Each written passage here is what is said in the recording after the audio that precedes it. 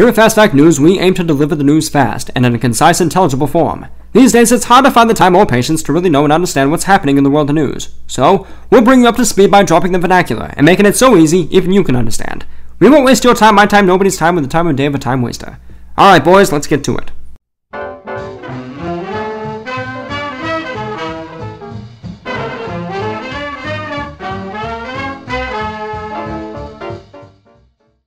Good morning, afternoon, or evening, ladies and gentlemen. My name's Adam Cope, and welcome to Fast Fact News, bringing you the facts fast. Here are this week's Fast Facts. You win some and you lose some, but to do both in a single game, God made the Harbaugh brothers. John Harbaugh, the head coach for the Baltimore Ravens, took on his younger brother Jim Harbaugh of the San Francisco 49ers in what proved to be an exciting Super Bowl 47. When the Harbaugh parents were asked how they felt about the brothers versing each other, Mama Harbaugh stated it didn't matter as long as they had fun. Beyonce Knowles was the halftime entertainment show, but the real showstopper occurred after halftime when the stadium suddenly lost power. Hold on, folks. Settle down. Settle down. Looks like we've blown a fuse. The Baltimore Ravens won the Super Bowl 34-31. A woman from Guatemala was arrested at Panama's International Airport this week when she tried to enter the country with $31,000 in her stomach.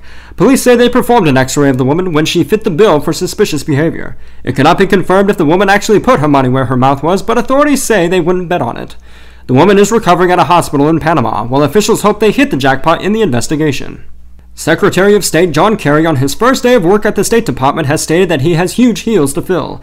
The successor to Hillary Clinton has said he will not be caught flat-footed, but instead will step up to the challenges of providing for the United States domestically and internationally, with a focus on safety and prosperity to boot. Secretary Kerry went on to state his patriotic unwillingness to flip-flop on the issue of national security, but he says he will balance his firm stance to shoo away evil with diplomacy, as to avoid being perceived as a heel.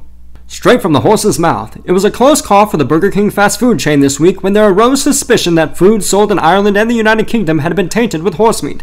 When questioned on the accusation, a spokesperson for the fast food giant reined in the rumors by stating, nay, the meat only may have been tainted. Burger King has decided it would behoove the company to saddle up and deal with the matter at hand by dropping the Silvercrest food processing plant responsible for the debacle. The fast food company can't or won't confirm whether folks have ponied up any dough for the tainted patties, but sources close to the company have assured the public that there's no need for long faces. Horse meat tainted hamburgers do not pose any health risk. Well, that's all the time we have for today, folks. Tune in next week for the latest Fast Facts. Be sure to like us on Facebook, follow us on Twitter, and subscribe to our channel on YouTube. And if you'd like to see a story fast-facted, leave us a comment, send us a tweet, or film a video response. I'm Adam Cope, and thanks for watching. This has been a Fast Fact News broadcast.